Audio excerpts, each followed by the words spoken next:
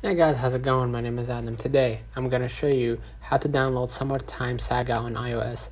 So first of all, what you need to do, you need to go ahead to the settings and then go ahead to the general, go ahead to the background app refresher, and then make sure that you make it on the Wi-Fi and cellular data. So now what I'm gonna do, I'm gonna just go back to my screen, and then what I'm gonna do, I'm gonna just go ahead to my browser and then type Summertime Saga, iOS.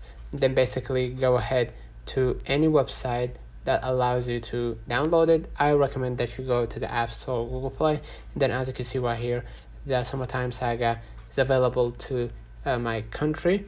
So what you're gonna do, you're gonna just go ahead and download the Summertime Saga and then confirm that you want to download it, and basically now you're gonna be able to play it. So let me know in the comments if this video helped you.